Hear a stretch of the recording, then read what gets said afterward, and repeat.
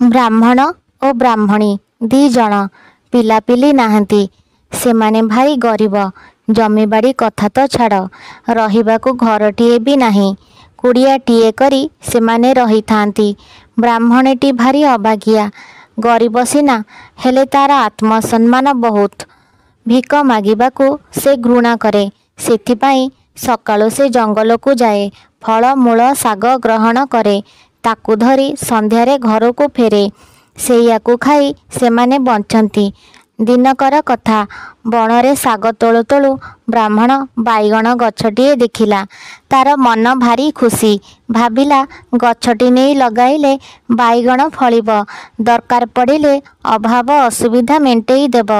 तेणु बाईगण गछटी को काटी आनी जत्नरे कुड़िया दुआर मुहरे लगाइला। स्वामी स्त्री दी जनकर गछटी प्रति भारी ममता। सेठी तांकर एकमात्र संपत्ति। तेणु सेमाने तार बहुत जत्न नियंती। श्रद्धा स्नेह और जत्नरे गछटी भी भाकुरिया होई बढ़िला। अल्प दिनरे गछटी कला छनछन होईगला। बाईगण गछटिए सिना, किंतु जे देखे दंडे अटकी जाए। गछटीर प्रशंसा करे। लोकमानंकर कथा शुणी ब्राह्मण ब्राह्मणीଙ୍କ मन कुंढे मोट। गछरे प्रथम करी फूल धरिला। से दिन ब्राह्मण ब्राह्मणीଙ୍କର आनंद देखे किए उभय नाचिगले। सते जेमिति तांकर पुओटिए जन्म होइथिला। सेई फूलरू हेला कसी, कसीटी बढ़ी बढ़ी बाईगण हेला। ब्राह्मण ब्राह्मणी बाईगण गछ मूलरे बसी बाईगण को अनाई रहंती। स्नेह आउ आनंदरे मन तांकर कुरुली उठे। बाईगणटी बेश सुंदर, लोभनीय। बाईगणी ओ धड़ा तार रंग। चिकण खाली बोही पड़ुथाए। देखिले मनटा सेठी लागिजिब। बाईगणटी गछरे सेमिति बढ़ुथाए। ब्राह्मण ब्राह्मणीଙ୍କର बाईगणटी तोलिबाकू जमा हाथ जाए नाही। दैव जोग। ब्राह्मणटी लाग लाग 2 दिन जंगलरू किछि फलमूल पाइला नाही। खाली हाथरे से घर को फेरे। से दिन फेरिला बेलकू भोकरे तार पेट जलुथाए। उपास रहिबा ता पक्षे असह्य। ब्राह्मणी अवस्था ताठू बड़ी। ब्राह्मण कहिला, आलो हे, उपासरे आउ रही हेब नाही। बाईगणटी तोली आनी रांध, ताकू खाई आजी दिनक मारिदेबा। ब्राह्मणटीर तो पेट जलुछि। प्रतिवाद करिबाकू तार साहस पाइला नाही। बरं बाईगणटी रांधिले ता पाटिरे तो टिके हेले लागिब। सेथिपाई से जाई बाईगणटी तोली आनिला। ब्राह्मणटी बाईगणटी को काटिबा पाई पनिकिरे लगाइछि कि नाही बाईगण भितरु शुणागला, मो देह काटी होइजिब। धीरे धीरे बाईगण चोपाटी काट। ब्राह्मणटीर स्वभाव अति धीर और शांत। से ए मृदु और मधुर कथा शुणी व्यस्त और विचलित। घरे ब्राह्मण नाही जे परामर्श नेब। बाईगणटी न काटिले बसी रहिले ब्राह्मण आसी विरक्त हेब। तेणु से भाबिला, ए बाईगणटी को किए गुणी करिछि, सेथिपाई एपरी कथा बाहारुछि। से काटिबा बंद कला नाही। आस्ते आस्ते अल्प टिकिए चोपा छड़ेई देला। एतिकी बेले ता भितरु फसकिने छोट झीलटीए बाहरी आसिला। पिला बकटे सिना, देखिबाकू नाही नथिबा सुंदर। देहरे तार धड़ा बाईगणी रंगर पोशाक। एतिकी बेले ब्राह्मण आसी पहुँचिला। झील को देखी स्वामी स्त्री उभय आश्चर्य निर्बाक। प्रकृतिस्थ हेबाकू सेमानंकु किछि समय लागिला। उभय कुहाकुई हेले सेमाने निसंतान। भगवानकर एइटी दान। झीलटी को झील करी पालिबे। ब्राह्मणी झीलटी को उठेई नेला। सेई दिनु से सेमानंकर झील होई गला। झीलटी राजकुमारी परी सुंदर, कोमल, भद्र, मनोहर। बाईगणरू से बाहरिछि। श्रद्धारे ब्राह्मण और ब्राह्मणी ताकू राजकुमारी बिंगिणी बोली डाकंती। शुक्लपक्ष चांद परी झीलटी बढ़िबाकू लागिला। एबे से युवती रूपरे फाटी पड़ुथाए। ताकू देखिले लोके दंडे रही जाती। समस्तଙ୍କ तुंडरे तार सौंदर्यर प्रशंसा। राज उआसकू लगी ब्राह्मणर कुड़िया। से देशर राजा न्याय देबारे जम परी। ରାମଙ୍କ ଭଳି ପ୍ରଜା ପାଳନ୍ତି। ରାଣୀ ତାଙ୍କର ଅନିନ୍ଦ୍ୟ ସୁନ୍ଦରୀ। ରାଜାଙ୍କର 7 ପୁଅ ଶାଳୁଆ ଗଜା ପରି ଭେଣ୍ଡା। ରାଜା ରାଣୀ ଆନନ୍ଦରେ ଥାଆନ୍ତି। ରାଜା ଘରେ ଅନେକ ଦାସଦାସୀ। ବ୍ରାହ୍ମଣ କୁଡ଼ିଆକୁ ଲାଗି ସେମାନଙ୍କ ଖଞ୍ଜା। ସେଠି ସେମାନେ ସମସ୍ତେ ରହନ୍ତି। ସବୁ ଦାସଦାସୀ ଗରିବ। 2 ବେଳା 2ଟା ଭଲ କରି ଖାଇବାକୁ ତାଙ୍କୁ ମିଳେ ନାହିଁ। ତଥାପି ସେମାନଙ୍କର ଅହଙ୍କାର ବହୁତ। ଯେତେ ହେଲେ ସେମାନେ ରାଜାଙ୍କର ଦେହଲଗା ଦାସଦାସୀ। ତାହା ହିଁ ତାଙ୍କର ଗର୍ବ, ଆଭିଜାତ୍ୟ। ସେଥିପାଇଁ ସେମାନେ କାହା ସାଥିରେ ମିଳାମିଶା କରନ୍ତି ନାହିଁ। ରାଜାଙ୍କର ଦାସଦାସୀ ରାଜାଙ୍କର ପାଖ ଲୋକ। କାନରେ ଫୁଙ୍କି ଦେବେ। ରାଜାଙ୍କର ବିଷଦୃଷ୍ଟି ପଡ଼ିଲେ ସୁନାର ସଂସାର ଜଳିଯିବ। ସେଥିପାଇଁ ପ୍ରଜାଙ୍କର ଭୟ ସେମାନଙ୍କୁ। ତେଣୁ ତାଙ୍କ ସାଥିରେ ମିଶିବାକୁ ପ୍ରଜାମାନେ ଡରନ୍ତି। ଏତେ ପାଖରେ ବ୍ରାହ୍ମଣ କୁଡ଼ିଆ ଥିଲେ ବି ବ୍ରାହ୍ମଣ ଘରେ ଯେ ଝିଅଟିଏ ଅଛି, ସେ ପୁଣି ସୁନ୍ଦରୀ ଓ ଯୁବତୀ, ସେ କଥା ଦାସୀମାନଙ୍କୁ ମାଲୁମ ନଥାଏ। ଥରେ ଦାସଦାସୀଙ୍କ ଖଞ୍ଜାରେ ନିଆଁ ମିଳିଲା ନାହିଁ। ଦାସୀଟିଏ ଚୁଲି ଲଗାଇବା ପାଇଁ ଭାରି ବ୍ୟସ୍ତ। ତେଣୁ ସେ ନିଆଁ ପାଇଁ ବ୍ରାହ୍ମଣ ଘରକୁ ଚାଲି ଆସିଲା। ସେଠି ସେ ରାଜକୁମାରୀ ବାଙ୍ଗିଣୀଙ୍କୁ ଦେଖି ଆଶ୍ଚର୍ଯ୍ୟ ହୋଇଗଲା। ସଂସାରରେ ଯେ ଏପରି ସୁନ୍ଦରୀ ଝିଅ ଥାଆନ୍ତି ସେ କଳ୍ପନା କରିପାରିଲା ନାହିଁ। ସେ ଆଉ ନିଆଁ ନେବ କ'ଣ? ଏକା ନିଶ୍ୱାସକେ ରାଣୀଙ୍କ ପାଖକୁ ଧାଇଁଲା। ତାକୁ ଧଇଁସଇଁ ହୋଇ ଆସିଥିବାର ଦେଖି ରାଣୀ ଆଶ୍ଚର୍ଯ୍ୟ। ରାଣୀ କ'ଣ ପଚାରିବା ପୂର୍ବରୁ ସେ ଏକ ନିଶ୍ୱାସକେ କହିଗଲା, ବ୍ରାହ୍ମଣର ଝିଅ ଅପରୂପ ସୁନ୍ଦରୀ। ଏମିତି ସୁନ୍ଦରିଆ ଝିଅ ଏହି ମହିମଣ୍ଡଳରେ ନାହାନ୍ତି। ଆମ ଉଆସର ସୁନ୍ଦରୀ ଦାସୀ ସବୁ ତାର ପାଦ ତଳେ। ପୋଇଲି ପଣକୁ ବି ଅଯୋଗ୍ୟ। ଯେଉଁ ପୁରୁଷ ତାକୁ ଦେଖିବ ପାଗଳ ହୋଇଯିବ। ରାଜା କ'ଣ ସେଥିରୁ ବାଦ୍ ଯିବେ? ଯେତେ ହେଲେ ପୁରୁଷ ପୁଅ ତ, ଥରେ ଦେଖିଲେ ତାକୁ ଆଣି ପାଟରାଣୀ କରିଦେବେ। ରାଣୀଙ୍କର କିଛି ଅଭାବ ନାହିଁ ସତ, ହେଲେ ତାଙ୍କ ପ୍ରକୃତି ଖରାପ। ସେ ଭାରି ହିଂସକୁଟି। ତାଙ୍କ ମନେ ମନେ ସେ ଭାରି ସୁନ୍ଦରୀ, ପୃଥିବୀରେ ଅଦ୍ୱିତୀୟ। ତାଙ୍କଠାରୁ ବଳି ସୁନ୍ଦରୀ ସ୍ତ୍ରୀ ଲୋକ କଥା ରାଣୀ ଯେମିତି ଶୁଣିଛନ୍ତି, ସେ ଛାନିଆ, ବିବ୍ରତ, ବିଚଳିତା।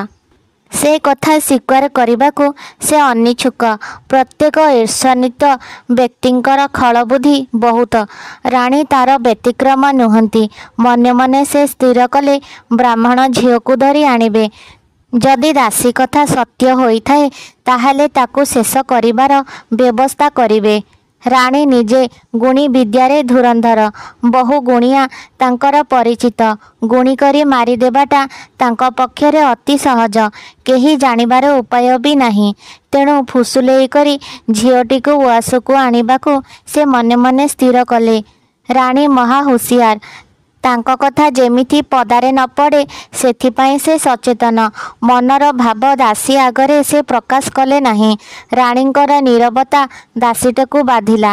ସେ ଭାବିଥିଲା ବ୍ରାହ୍ମଣ ଝିଅ କଥା ଶୁଣି ରାଣୀ ତାକୁ ପୁରସ୍କାର ଦେବେ, କିନ୍ତୁ କଥାଟା ଓଲଟା ହୋଇଗଲା। ଚୁପ୍କିନି ଦାସୀଟି ସେଠୁ ଚାଲିଗଲା। ଏହା ଭିତରେ କିଛି ଦିନ ବିତିଗଲା। ରାଣୀ ବ୍ରାହ୍ମଣ ଝିଅ ବିଷୟରେ ପଦେ ବି କାହାକୁ କହିଲେ ନାହିଁ। ଦିନେ ତାଙ୍କର ସବୁଠୁ ବିଶ୍ୱସ୍ତ ଦାସୀକୁ ଡାକି କହିଲେ, ଆମ ଉଆସକୁ ଲାଗି ବ୍ରାହ୍ମଣ ଘର। ସେ ଭାରି ଗରିବ। ତା ଝିଅଟି ପ୍ରତି ମୋର ବହୁତ ଶ୍ରଦ୍ଧା। ତାକୁ କହିବୁ ସେ ଟିକିଏ ଉଆସକୁ ବୁଲି ଆସିବ। ଦରକାର ପଡ଼ିଲେ ବ୍ରାହ୍ମଣ ଓ ବ୍ରାହ୍ମଣୀଙ୍କୁ ମଧ୍ୟ ଏକଥା କହିବୁ। ଦାସୀଟି ବ୍ରାହ୍ମଣ ଘରକୁ ଗଲା। ରାଣୀ ଯାହା କହିଥିଲେ ସମସ୍ତଙ୍କୁ ବସାଇ କହିଲା। ଏକଥା ଶୁଣି ସମସ୍ତେ ଖୁସି। ବ୍ରାହ୍ମଣ ଓ ବ୍ରାହ୍ମଣୀ ଦାସୀ ସହିତ ଝିଅକୁ ରାଣୀଙ୍କ ନିକଟକୁ ପଠେଇ ଦେଲେ। ବିଙ୍ଗିଣୀକୁ ରାଣୀ ଉଚିତ ସମ୍ବର୍ଦ୍ଧନା ଜଣାଇ ପାଖରେ ବସାଇଲା। ରାଣୀ ଦେଖିଲେ ଦାସୀଟିର କଥା ଅକ୍ଷରେ ଅକ୍ଷରେ ସତ। ବିଙ୍ଗିଣୀର ସୌନ୍ଦର୍ଯ୍ୟ କଳ୍ପନାତୀତ। ତୁଳନାରେ ପ୍ରଶ୍ନ ନାହିଁ। ଭିତରେ ଭିତରେ ରାଣୀ ଜଳିଗଲେ, କିନ୍ତୁ ମୁହଁରେ ଟିକିଏ ହସ ଟାଣି ଆଣି କହିଲେ, ତୋ ସଙ୍ଗେ ଦେଖା ହେବା ବେଳୁ ତୁ ମୋ ମନ ଓ ପ୍ରାଣ କିଣି ନେଇଛୁ। ତୋର ରୂପରେ ମୁଁ ମୁଗ୍ଧ, ପାଗଳ। ତତେ ଛାଡ଼ି ମୁଁ ରହିପାରିବି ନାହିଁ। ଆଜିଠାରୁ ତୁ ମୋ ସାନ ଭଉଣୀ। ତୁ ମୋ ପାଖେ ପାଖେ ରହ। ମୋତେ ଛାଡ଼ି ତୁ କୁଆଡ଼େ ଯିବୁ ନାହିଁ। ସୁନ୍ଦରୀ ମାତ୍ରେ ହିଁ ଗର୍ବୀ, ଚାଟୁକଥା ପ୍ରିୟ। ରାଣୀ ଉଆସର ସମ୍ବର୍ଦ୍ଧନା ଆଉ ବ୍ୟବହାରରେ ରାଜକୁମାରୀ ବିଙ୍ଗିଣୀ ଆତ୍ମହରା। ରାଣୀଙ୍କୁ ସେ ଆପଣାର ବୋଲି ଭାବିଲା। उआसर चाकचक्य से भोल सेठी रहिबाकू से आग्रही घर को ए खबर पठाईदेला। राणी एथर भारी खुशी। राजकुमारी बिंगिणीर मन किणिबा पाई से दृढ़ प्रतिज्ञ। सेथिपाई प्रथा अनुसारे राणी राजकुमारी बिंगिणी सहित ओढ़णी बदलाइले। गोटे कप्रु उभय दूध पीले। राणी कहिले एथर आमे दुई जन भौणी होईगले।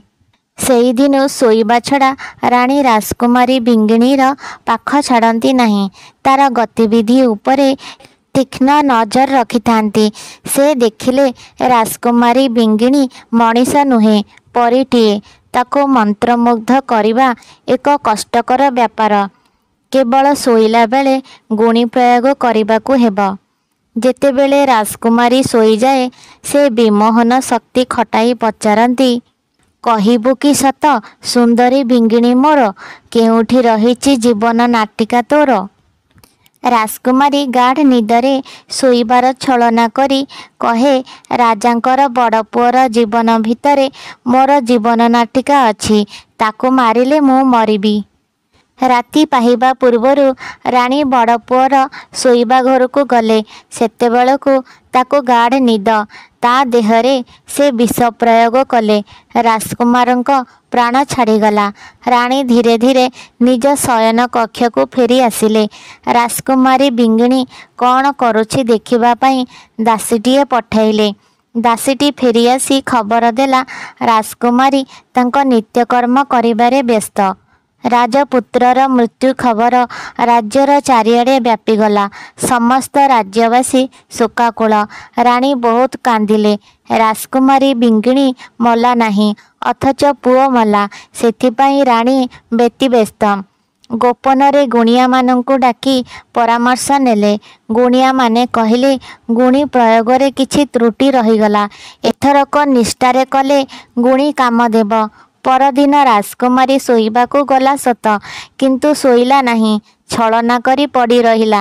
राणी गुणी प्रयोग करिसारी पचारिले कहिबु कि सत सुंदरी बिंगिणी मोर केउठी रहिछि जीवन नाटिका तोर। राजकुमारी कहिला तमर द्वितीय पुअर जीवन भितरे अछि। दुष्ट राणी द्वितीय पुअर शयन कक्ष को चलिले। ताकू मध्य मारिदेले। सकाळ हेबारु राजकुमारी बिंगिणी कौन करुछि देखि आसिबाकू दासी को कहिले। दासीटी फेरी कहिला राजकुमारी सुस्थ निज कार्य से व्यस्त। राणी द्वितीय पुत्रर मृत्युरे मर्माहत दुखित। बिना कारण रे से ताको हत्या करिथिबारु निजको बहुबार धिक्कार कले। तथापि तांकर खल कल्पनारु से ओहरिबाकू प्रस्तुत नथिले। विश्वस्त गुणिया मानंकु डकाई पुणी परामर्श नेले। परदिन रातिरे पुणी सम्मोहन शक्ति खूब प्रयोग कले। तापरे राणी पचारिले कहिबु कि सत सुंदरी बेंगिणी मोर केउठी रहिछि जीवन नाटिका तोर। एथरक चेष्टा भी वृथा। राजकुमारी गाढ़ निद्रार छलना करुथाए। ए प्रश्न शुणी उत्तर देला तम तृतीय पुत्रर जीवन रे। राणी साथी साथी जाई तृतीय पुत्र को मारिदेले किंतु राजकुमारी मला नहीं। राणी ए खबर पाई खूब कांदिले। रागरे से निया होईगले। प्रतिशोध नेबाकू से दृढ़ संकल्प कले। पुणी राजकुमारी उपरे गुणी प्रयोग कले किंतु राजकुमारी भारी हुशियार। से शुए नहीं तेणु गुणी काटे नहीं। जीवन नाटिका कथा पचारिले राजकुमारी क्रमान्वये चतुर्थ पंचम षष्ठ सप्तम पुत्र जीवन रे थिबा तार जीवन नाटिका थिबा कथा कहिला। राणी गोटी गोटी करी पुओ मानंकु हत्या कले तथापि बिंगिणी मला नहीं। एकथा देखी राणी अशांत अस्थिर मर्माहत खाली प्रतिहिंसारे जळु थांती। राजकुमारी बिंगिणी को मारिबाकू तांकर दृढ़ संकल्प। से दिन राणी गुणी प्रयोग बेलकू राजकुमारी शोई जाई थाए। गुणी एथर काम कला जेमिति राणी पचारिछंती कहिबु कि सत सुंदरी बिंगिणी मोर केउठी रहिछि जीवन नाटिका तोर। राजकुमारी बिंगिणी उत्तर देले दूर पर्वत पाखे जाई बही नई नाली ओ सबुज माछ थाए तहीं रही ତା ପେଟରେ ମହୁମାଛି, ପେଟେ ବାକ୍ସ ତାର, ତା ଭିତରେ ରହିଅଛି ନବଲକ୍ଷ ହାର। ସେ ହାର ଯେବେ ରାଣୀ ବେକେ ଲମ୍ବାଇବ, ସାଥି ସାଥି ମୋର ତେବେ ମରଣ ହୋଇବ। ଏଇ ଉତ୍ତରରେ ରାଣୀ ସନ୍ତୁଷ୍ଟ। ଏତେ ଦିନେକେ ରାଜକୁମାରୀ ଜୀବନ ନାଟିକା ସେ ଜାଣିପାରିଥିବାରୁ ବହୁତ ଖୁସି। ଏଥରକ କେମିତି ନାଲି ସବୁଜ ମାଛକୁ ଧରିବେ, ତାହା ହିଁ ତାଙ୍କର ଚିନ୍ତା। ଏଣେ ଗୋଟିଏ ପରେ ଗୋଟିଏ ପୁଅ ପ୍ରତିଦିନ ମରିଯାଉଥିବାରୁ ରାଜା ଭାଙ୍ଗି ପଡ଼ିଥାନ୍ତି। ତେବେ ବି ନିଜ ସ୍ତ୍ରୀକୁ ସାନ୍ତ୍ୱନା ଦେବାକୁ ସେ ବଡ଼ ବ୍ୟସ୍ତ। ପ୍ରତିଦିନ ରାଣୀଙ୍କ ପାଖରେ ସେ କିଛି ସମୟ କଟାନ୍ତି, ପ୍ରବୋଧ ବି ଦିଅନ୍ତି। ରାଣୀ ତ ସୁନ୍ଦରୀ ବିଙ୍ଗିଣୀର ଜୀବନ ନେବାକୁ ବ୍ୟସ୍ତ, ସେଥିପାଇଁ ସେ ରାଜାଙ୍କୁ ମଧ୍ୟ ବ୍ୟବହାର କରିବାକୁ ଚାହାନ୍ତି। ବିଙ୍ଗିଣୀର ଜୀବନ ନାଟିକା ବିଷୟରେ ଜାଣିସାରିବା ପରେ ରାଣୀ ଖୁବ୍ କଇଁ କଇଁ ହୋଇ କାନ୍ଦିଲେ। ରାଜା ରାଣୀକୁ ଏପରି ଅବସ୍ଥାରେ ଦେଖି ଖୁବ୍ ବିବ୍ରତ ହୋଇପଡ଼ିଲେ। କ'ଣ କଲେ ସେ ସନ୍ତୁଷ୍ଟ ହେବେ, ଏହା ଥିଲା ରାଜାଙ୍କର ଅନୁରୋଧ। ରାଣୀ କହିଲେ, ଦୂର ପର୍ବତ ପାଖରେ ନଈଟିଏ ବୋହି ଯାଉଛି, ସେଥିରେ ଗୋଟିଏ ମାଛ ଅଛି। ତାର ଗୋଟିଏ ଅଂଶ ନାଲି, ଆଉ ଆର ଅଂଶତକ ସବୁଜ। ତାକୁ ଧରି ଆଣିଦେଲେ ମୋର ମନ ଶାନ୍ତ ହେବ। ପରଦିନ ରାଜା ଦେଶର ଅଗଣିତ କେଉଟଙ୍କୁ ସେହି ନଈକୁ ପଠାଇଲେ। ତାଙ୍କର ଆଦେଶ ଥିଲା, ନାଲି ସବୁଜ ମାଛ ଧରା ନହେବା ପର୍ଯ୍ୟନ୍ତ ସେମାନେ ସେଇଠି ରହିବେ। କେଉଟମାନଙ୍କ ଭାଗ୍ୟ ଭଲ, ମାଛଟି ଶୀଘ୍ର ପଡ଼ିଗଲା। ତାକୁ ଧରି କେଉଟମାନେ ରାଜ ଉଆସକୁ ଧାଇଁଲେ। ଏଣେ ରାଜକୁମାରୀ ବିଙ୍ଗିଣୀର ନିଦ ଯେମିତି ଭାଙ୍ଗିଯାଇଛି। ସେ ଜାଣିଲା ଯେ ଶୋଇବା ଅବସ୍ଥାରେ ଗୁଣି ତାକୁ କାଟୁ କରିଛି। ସେଥିପାଇଁ ସେ ଜୀବନ ନାଟିକା କଥା ରାଣୀକୁ କହିଦେଇଛି। ରାଣୀ ତାକୁ ଜୀବନରେ ଯେ ମାରିବାକୁ ଦୃଢ଼, ଏକଥା ସେ ରାଜାଙ୍କର ପ୍ରଥମ ପୁତ୍ରର ମୃତ୍ୟୁଠାରୁ ଜାଣିପାରିଥିଲା। କିନ୍ତୁ ତାର ଉପାୟ ନଥିଲା। ବାପା ମା ତାର ଗରିବ, ନିଃସ୍ୱ, ଖାଇବାକୁ ପାଆନ୍ତି ନାହିଁ। ରାଜଦ୍ରୋହ କଲେ ମୃତ୍ୟୁ ନିଶ୍ଚିତ। ସେଇଦିନ ସେ ଖାଲି ଉଆସରେ ପଡ଼ି ରହିଥାଏ। ମନରେ ତାର ଟିକିଏ ହେଲେ ଖୁସି ନଥାଏ। ଯେତେବେଳେ ସେ ଜାଣିଲା ଯେ ଅଳ୍ପ କେତେ ସମୟ ପରେ ରାଣୀ ମାଛଟି ଧରାଇ ଆଣି ତାକୁ ମାରିଦେବେ, ସେ କାହାକୁ କିଛି ନ କହି ଉଆସରୁ ବାହାରି ଯାଇ ଘରେ ତାର ପହଞ୍ଚିଲା। ବାପା ମା ତାକୁ ଦେଖି ଭାରି ଖୁସି। ବିଙ୍ଗିଣୀ ମନରେ ଜମା ସରାଗ ନଥାଏ, ବରଂ ସେ ବିଷର୍ଣ୍ଣ ଆଉ ଉଦାସ। ବ୍ରାହ୍ମଣ ବ୍ରାହ୍ମଣୀଙ୍କୁ ବସାଇ ସେ କହିଲା, ଅଳ୍ପ ସମୟ ପରେ ମୁଁ ମରିଯିବି। ମୋ ଶବକୁ ପୋଡ଼ିବ ନାହିଁ କି ପୋତିବ ନାହିଁ। ଗୋଟିଏ ଖଟରେ ଶୁଆଇଦେବ, ତା ଉପରେ କିଛି ଫୁଲ ପକାଇଦେବ। ସେ ଖଟଟିକୁ ଅଗ୍ନି ବନସ୍ତରେ ରଖିଦେବ। ସେଠି ହିଂସ୍ରଜନ୍ତୁ ବହୁତ, ତେଣୁ ଚାରିପଟେ ଉଚ୍ଚ ବାଡ଼ କରିଦେବ, ଯେମିତିକି ତା ଭିତରେ କେହି ପଶିପାରିବେ ନାହିଁ। ଏକଥା କରିବ ବୋଲି ମୋତେ ଜବାବ ଦେଲେ ମୁଁ ଶାନ୍ତିରେ ମରିପାରିବି। ବ୍ରାହ୍ମଣ ଓ ବ୍ରାହ୍ମଣୀ ଝିଅଟିକୁ ତ ପ୍ରାଣଠୁ ବଳି ଭଲ ପାଆନ୍ତି। ଅଳ୍ପ ସମୟ ଭିତରେ ସେ ମରିଯିବ ଶୁଣି ସେମାନଙ୍କର ହାଲକ ଶୁଖିଗଲା। ସେମାନେ ବିବ୍ରତ, ଆତୁର। ଝିଅର ଅନୁରୋଧ ସେମାନେ ଏଡ଼ାଇ ପାରିଲେ ନାହିଁ। ଝିଅର କଥା ରଖିବେ ବୋଲି ଜବାବ ଦେଲେ। କେଉଟମାନେ ଏଣେ ମାଛଟି ଆଣି ରାଣୀକୁ ଦେଲେ। ରାଣୀ ସମସ୍ତଙ୍କୁ ବିଦା କରିଦେଲେ। ନିଜେ ମାଛଟିକୁ ମାରି ତା ପେଟରୁ ମହୁମାଛି ବାହାର କଲେ। ତାକୁ ମାରି ତା ପେଟରୁ ବାକ୍ସଟି କାଢ଼ିଲେ। ସେ ବାକ୍ସ ଫିଟାଇଲେ ମାତ୍ର ତାଙ୍କ ଆଖି ଝଲସିଗଲା। ତା ଭିତରେ ଥିଲା ନବଲକ୍ଷ ହାର। କାଳ ବିଳମ୍ବ ନ କରି ତାକୁ ସେ ଆଣି ପିନ୍ଧି ପକାଇଲେ। ଏଣେ ମାଛ ଧରା ବେଳୁ ରାଜକୁମାରୀ ଅସୁସ୍ଥ। ତାର ଅସୁସ୍ଥତା ବଢ଼ି ବଢ଼ି ଚାଲିଥାଏ। ରାଣୀ ଯେମିତି ହାରଟି ପିନ୍ଧି ଦେଇଛନ୍ତି, ସେ ମରିଗଲା। ବ୍ରାହ୍ମଣ ବ୍ରାହ୍ମଣୀ ସାଥି ସାଥି ଝିଅକୁ ଖଟରେ ଶୁଆଇ ଦେଇ ତା ଉପରେ ଫୁଲ ବିଞ୍ଚିଦେଲେ। ତାକୁ ନେଇ ଚାଲିଲେ ଅଗ୍ନି ବନସ୍ତକୁ। ବ୍ରାହ୍ମଣ ତ ଜଙ୍ଗଲରେ ପ୍ରତିଦିନ ବୁଲେ। ଜଙ୍ଗଲ ତାର ଅତି ପରିଚିତ। ସେ ଖଟଟିକୁ ନେଇ ଘଞ୍ଚ ଜଙ୍ଗଲରେ ରଖିଦେଲା। ବଡ଼ ବଡ଼ ଗଛ କାଟି ଚାରିପଟେ ନିବୁଜ କରି ବାଡ଼ ବୁଛିଦେଲା। ଏଥର ଆଉ କେହି ତା ଭିତରକୁ ଯାଇପାରିବେ ନାହିଁ କି ଭିତରେ କ'ଣ ଅଛି ଦେଖିପାରିବେ ନାହିଁ। ନବଲକ୍ଷ ହାର ପିନ୍ଧି ସାରିଲା ପରେ ରାଣୀ ବ୍ରାହ୍ମଣ ଘରକୁ ଦାସୀଟିଏ ଖବର ପାଇଁ ପଠାଇଲେ। ସେ ଆସି କହିଲା, ବିଙ୍ଗିଣୀ ମରିଗଲା। ତାର ଶବକୁ ଉତ୍ତର ଦିଗ ଜଙ୍ଗଲକୁ ବ୍ରାହ୍ମଣ ଓ ବ୍ରାହ୍ମଣୀ ନେଇଗଲେ। ତାକୁ ପୋଡ଼ିବେ ନାହିଁ କି ପୋତିବେ ନାହିଁ। ତାକୁ ସେଇଠି କେଉଁଠି ଥୋଇ ଆସିବେ। ରାଣୀ ବଡ଼ ବିପଦରେ ପଡ଼ିଲେ। ରାଜକୁମାରୀ ବିଙ୍ଗିଣୀ ପରି ମଲେ ମଧ୍ୟ ରାଜାକୁ କିମିଆ କରି ଦେଇପାରେ। ସେଥିପାଇଁ ସେ ବ୍ୟବସ୍ଥା କରିବାକୁ ସ୍ଥିର କଲେ। ସେ କିଛି ଖାଇଲେ ନାହିଁ କି ପିଇଲେ ନାହିଁ। ସେ ଚୁପ୍ ହୋଇ ବସିଲେ। ରାଜା ଏ ଖବର ପାଇ ତାଙ୍କ ପାଖକୁ ଆସି ସାନ୍ତ୍ୱନା ଦେଲେ। ରାଣୀ କହିଲେ, 7 ପୁଅ ମୋର ମଲେ, ତୁମକୁ ଅନାଇ ମୁଁ ବଞ୍ଚି ରହିଛି।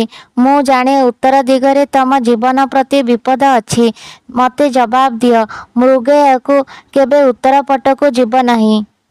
ରାଜା କହିଲେ, ଏଇ ଗୋଟେ କଥା, ଏଥିପାଇଁ ଏତେ ବ୍ୟସ୍ତ? ମୁଁ ଜବାବ ଦେଉଛି। ପୁଅମାନେ ମଲା ପରେ ରାଜାଙ୍କୁ ରାଜ୍ୟ ଶାସନ କରିବାକୁ ଭଲ ଲାଗେ ନାହିଁ। ସେ ରାଜ ଦରବାର ଛାଡ଼ି ଜଙ୍ଗଲକୁ ପଳାନ୍ତି ମୃଗୟା ପାଇଁ। ଦିନଯାକ ମୃଗ ପଛେ ପଛେ ଧାଇଁ ସେ କ୍ଳାନ୍ତ ଆଉ ଅବସନ୍ନ ହୋଇ ପଡ଼ନ୍ତି। ତାପରେ ବିଶ୍ରାମ ନେଲେ ନିଦ ଆସିଯାଏ। ମାନସିକ ଯନ୍ତ୍ରଣାରୁ ସେ ରକ୍ଷା ପାଇ ଯାଆନ୍ତି। ଦିନେ ସେ ମୃଗୟାକୁ ଯାଇଥାନ୍ତି। କିଛି ଶିକାର ମିଳିଲା ନାହିଁ। ପୂର୍ବ ଦକ୍ଷିଣ ପଶ୍ଚିମ ଦିଗ ବଣରେ ବୁଲି ବୁଲି ସେ ହାଲିଆ। ମନ ତାଙ୍କର ଶିକାରରେ। ସେ ଉତ୍ତର ଦିଗକୁ ଗଲେ। ହଠାତ୍ ଦେଖିଲେ ଗୋଟିଏ ଜାଗା ଚାରିପଟେ ନିବୁଜ ବାଡ଼, ଖୁବ୍ ଉଚ୍ଚ। ଭିତରକୁ ଯିବାର ବାଟ ନାହିଁ। ତା ଭିତରେ କ'ଣ ଅଛି ଦେଖିବାକୁ ରାଜାଙ୍କର ଇଚ୍ଛା। ସେଥିପାଇଁ ସେଦିନ ସେ ତାଙ୍କ ଅନୁଚର ବର୍ଗଙ୍କୁ ଧରି ସେଇଠୁ ଫେରି ଆସିଲେ। ରାଜାଙ୍କର ତ ମନ ଲାଗିଛି। ପରଦିନ ସକାଳୁ ସକାଳୁ ସେ ମୃଗୟାକୁ ଚାଲିଗଲେ ଏକାକୀ। ସିଧା ସେ ଗଲେ ବାଡ଼ ଘେରା ଜାଗା ପାଖକୁ। ସେଠି ଘୋଡ଼ାକୁ ରଖିଦେଇ ବାଡ଼ ଡେଇଁ ଭିତରେ ପଶିଲେ। ଯାହା ଦେଖିଲେ ଆଖି ତାଙ୍କର ଖୋସି ହୋଇଗଲା। ସେ ଦେଖିଲେ ଗୋଟିଏ ସୁନ୍ଦରୀ ତରୁଣୀ ଖଟ ଉପରେ ଶୋଇଛି। ଉପରେ ତାର ଫୁଲ ବିଛା ହୋଇଛି। ତାର ଜୀବନ ନାହିଁ ସତ, କିନ୍ତୁ ମୃତ୍ୟୁର ବିବର୍ଣ୍ଣତା ତାଠାରେ ନାହିଁ। ଦେହର ପ୍ରସନ୍ନତା ଅଛି। ରାଜା ସୁନ୍ଦରୀ ବିଙ୍ଗିଣୀକୁ ଦେଖି ବିମୋହିତ। ପାଖରେ ତାର ନତଜାନୁ ହୋଇ ପଡ଼ି ରହିଲେ। ଆଖି ଖୋଲିବା ପାଇଁ ବାରମ୍ବାର ତା ନିକଟରେ ପ୍ରାର୍ଥନା କଲେ। ବେଳ ଆଖର ହେବାରୁ ରାଜା ବାଡ଼ ଡେଇଁ ବାହାରକୁ ଆସିଲେ। ତାପରେ ଉଆସକୁ ଘୋଡ଼ା ଛୁଟାଇ ଦେଲେ। ଏବେ ରାଜା ସବୁଦିନ ସେଠାକୁ ଯାଆନ୍ତି। ସୁନ୍ଦରୀ ବିଙ୍ଗିଣୀ ପାଖରେ ବେଳ ଆଖର ଯାଇ ବସି ରହନ୍ତି। ତାପରେ ଉଆସକୁ ଫେରନ୍ତି। କିନ୍ତୁ ସୁନ୍ଦରୀ ବିଙ୍ଗିଣୀର କିଛି ପରିବର୍ତ୍ତନ ହୁଏ ନାହିଁ। ତଥାପି ରାଜା ପ୍ରତିଦିନ ତା ପାଖକୁ ଯାଆନ୍ତି। ଦିନେ ହେଲେ ରାଜାଙ୍କର ଯିବା ବନ୍ଦ ହୋଇ ନାହିଁ। ଏହା ଭିତରେ ବର୍ଷଟିଏ ବିତିଗଲାଣି। ଦିନେ ରାଜା ପହଞ୍ଚି ଦେଖିଲେ ସ୍ତ୍ରୀ ଲୋକଟି ପାଖରେ ପୁଅଟିଏ। କଳ୍ପନାତୀତ ସୁନ୍ଦର ସେ। ତାକୁ ଦେଖି ରାଜା ଆଶ୍ଚର୍ଯ୍ୟ। ପିଲାଟିକୁ ଉଠାଇ ଆଣି ଗେହ୍ଲା କଲେ। ଦିନଯାକ ତାକୁ ଧରି ବୁଲାଇଲେ। ସନ୍ଧ୍ୟା ହେଲା, ତାକୁ ତା ମା ପାଖରେ ଛାଡ଼ି ଆସିଲେ। ପରଦିନ ସକାଳୁ ପୁଣି ସେଠାକୁ ରାଜା ଗଲେ। ଏଥର ତାଙ୍କର ପିଲାଟି ସାଥିରେ ଦିନଟି କଟିଯାଏ। ଏମିତି କିଛି ଦିନ ଚାଲିଗଲା। ପିଲାଟି ଏଥର କଥା କହିଲାଣି। ଦିନେ ରାଜାଙ୍କ ପ୍ରଶ୍ନରେ ପିଲାଟି କହିଲା, ମା ମୋର ଦିନରେ ମରିଯାଏ, ରାତି ହେଲେ ଉଠେ। ତୁମେ ଯେମିତି ମୋର ଦିନରେ ଯତ୍ନ ନିଅ, ମା ଠିକ୍ ସେମିତି ରାତିରେ ମୋର ଯତ୍ନ ନିଏ। ରାଜା ପଚାରିଲେ, ମା ତୋର କାହିଁକି ଦିନରେ ମରିଯାଏ? ପିଲାଟି କହିଲା, ମୁଁ ସେ ବିଷୟରେ କିଛି ଜାଣିନାହିଁ। ମାଠୁ କାଲି ବୁଝିକି କହିବି। ପରଦିନ ପୁଅଟି ରାଜାଙ୍କୁ କହିଲା, ମା କହୁଛି 9 ଲକ୍ଷ ହାର ହେଉଛି ମୋ ମାର ଜୀବନ। ଦିନଯାକ ରାଣୀ ସେ ହାର ପିନ୍ଧନ୍ତି, ତେଣୁ ସେ ମରିଯାଏ। ରାତିରେ ରାଣୀ ତାକୁ ବାହାର କରି ରଖିଦେଲେ ସେ ବଞ୍ଚି ଉଠେ। ଏ ରହସ୍ୟମୟ ରାଜକୁମାରୀ ସହ ରାଣୀଙ୍କର କି ସମ୍ପର୍କ, ଏ ବିଷୟରେ ରାଜା କଳ୍ପନା ବି କରିପାରିଲେ ନାହିଁ। ଏଥିପାଇଁ ସେ ବଡ଼ ଦ୍ୱନ୍ଦ୍ୱରେ ପଡ଼ିଲେ। ତାପରେ ପିଲାଟିର ବାପା କିଏ ଜାଣିବାକୁ ଚାହିଁଲେ। ପରଦିନ ସକାଳେ ପୁଅଟି କହିଲା, ମୋ ମା କହୁଛି ତୁମେ ମୋର ବାପ। ରାଜକୁମାରୀ ବିଙ୍ଗିଣୀକୁ ଈର୍ଷା କରି ରାଣୀ ତମର 7 ପୁଅକୁ ହତ୍ୟା କରିଛନ୍ତି। ତୁମକୁ ସାନ୍ତ୍ୱନା ଦେବାକୁ ମୋର ଜନ୍ମ। 7ଟି ପୁଅକୁ ରାଣୀ ହତ୍ୟା କରିଥିବା କଥା ଶୁଣି ରାଜା ପାଗଳ ପରି ହୋଇଗଲେ। ରାଣୀଙ୍କ ପ୍ରତି ତାର ମନଟା ଘୃଣାରେ ପୂରି ଉଠିଲା। ସେ ତାଙ୍କର ପୁଅକୁ ହତ୍ୟାକାରୀକୁ ଉଚିତ ଦଣ୍ଡ ଦେବାକୁ ମନେ ମନେ ସ୍ଥିର କଲେ। 9 ଲକ୍ଷ ହାର ଉଦ୍ଧାର କଥା ସେ ବି ଭାବୁଥାନ୍ତି। କିଛି ଥଳକୂଳ ତାଙ୍କୁ ମିଳିଲା ନାହିଁ। ଶେଷରେ ସେ ସ୍ଥିର କଲେ, ଏ ପିଲାର ମା ବୁଦ୍ଧିମତୀ। ସବୁ ସମସ୍ୟା ସମାଧାନର ସୂତ୍ର ସେ ଜାଣେ। ତାର ସାହାଯ୍ୟ ନେବା ତାଙ୍କର ଉଚିତ। ତେଣୁ ସେ ପିଲାଟିକୁ କହିଲେ, ବାପା, 9 ଲକ୍ଷ ହାର ପାଇଁ ତା ମାର ଦିନରେ ମୃତ୍ୟୁ ହେଉଛି। ସେ ନିଶ୍ଚୟ ତାର ଉଦ୍ଧାରର ବାଟ ଜାଣିଥିବ। ତୁ ବୁଝିକରି କହିଲେ ମୁଁ ତାର ବ୍ୟବସ୍ଥା କରିବି। परदिन पुओटी कहिला, माँ कहूची मु एकमात्र से हार उद्धार करिपारिबी, तेणु उआसकु फेरिला बेले मते साथिरे नहीं जीव। संध्या बेलକୁ राजा पिलाटीको साथिरे नहीं गले। पात्र मंत्री को डकाई राजा कहिले, ए पिला मोर उत्तराधिकारी, एकथा घोषणा करि दियो। ए खबर रानी को उआसरे पहुँचिला। रानी एकथा शुणी ईर्षारे जलिगले। तांकर सात पुओ कथा मने पकाई से खूब कांदिले। ए पिला को मारिबा पई से मने मने स्थिर कले। तापरे पिलाटी पई बहु प्रकार मिठा किणी सेथिरे विष देई देले। एथर पिलाटी को देखिबाकू रानींकर इच्छा। ए खबर राजांक पाखकू पठागला। राजा मध्य पुओटी को रानी उआसकू पठाई देले। पिलाटी को देखी रानींकर आदर बहुत। से उठी आसी पिलाटी को नहीं गले। ताको बहुत प्रकार मिठा खाइबा को देले। पिला तो किछि खाइला नहीं, खाली कहिला रानी को बेकर हारटी धरिले से खाइब। रानी तो पिलाटी को मारिबा को चाहती। हार न पाइले जे पिलाटी मिठा खाइब नहीं एथिरे तांकर संदेह नथिला। तेणु बेकुरु बाहर करी रानी पिला को हारटी को देई देले। हारटी हाथ में पड़िला मात्रे पिलाटी बिजुली बेगरे धाइला। जीए जेते पछे पछे गोड़ाइले पारिले नहीं। निमिषकरे से कुआड़े लुचिगला। सारा उआस खोजा हैला, पिलाटीर खोज खबर किछि मिलिला नहीं। पिलाटी सीधा ता माँ पाखकू पलैगला। नवलक्ष हार से जेमिति ता माँ उपरे पकई देला। राजकुमारी उठी बसिले। से एबे संपूर्ण भावरे सुस्थ, पूर्व अपेक्षा आहुरी सुंदर से देखा जाउथिला। परदिन सकाळे राजा माँ पुओ को भेटिले। राजकुमारी को रानी हिसाब रे उआसकू आसिबाकू से अनुरोध कले। राजकुमारी अनिच्छुक। से कहिले, रानी गुणी जाने, टिके सुविधा पाइले मते और मो पुओ को से मारिदेब। तार दया माया किछि नहीं। जे निज पुओ को मारि पारे पर को मारिबाकू ताको केते दूर। से पुणी राजा को कहिला, उआस द्वार मुहरे गातटीए खोली ता तले कंटा पकाई देब। बहुत विषाक्त बिछा और साप सेठी छाड़ी देब। सेठी रानी को पकाई देई ता उपरे कंटा देई माटी चलाई देब। तार जेउ जीवंत समाधि हेब तारी उपरे चाली चाली मु उआस को केवल जीवी, नहेले उआस को जीवार मोर प्रश्न उठू नहीं। राजा उआस को फेरी आसी गोटे बड़ गात खोलिबा को आदेश देले। साप बिछा अणा होई ता भितरे छड़ागला, कंटा भी पकागला। तापरे राजा रानी को गोटे अजब जिनिस देखिबार बहाना करी डाकिले। रानी किंतु महा हुसियार। नवलक्ष हार जीवा दिनु से प्रमाद गणुथांती। राजांक कथारे से आसिबाकू राजी हेले नहीं। राजांक आदेशरे तांको धरी नियागला। तांको जीविता अवस्थारे से गात भितर को पकाई दिया जाई माटी चलाई दियागला। ता उपरे तैयारी हेला उआसकू रास्ता। राजकुमारी बिंगिणी और ता पुओ सेई नुआ रास्ता उपरे चाली चाली उआसकू गले। राजकुमारी बिंगिणी और राजकुमारी नुहे, एबे से राजराणी। राजा और पुओ सहित से खूब सुखरे काल काटिले। बिचरा ब्राह्मण ब्राह्मणींकर भाग्य खोलीगला। से माने आउ कुआडे रहु नाहंती। तांकर भी आस्थान राजा प्रसादरे। कहानीटी जदि आपण मानंको पसंद आसुथाए तेबे भिडियोटी को लाइक शेयर कमेंट्स करंतु एवं चैनल रे नुआ थिले चैनल को सब्सक्राइब करंतु। भिडियोटी को शेष पर्यंत देखिथिबारु आपण मानंको बहुत बहुत धन्यवाद।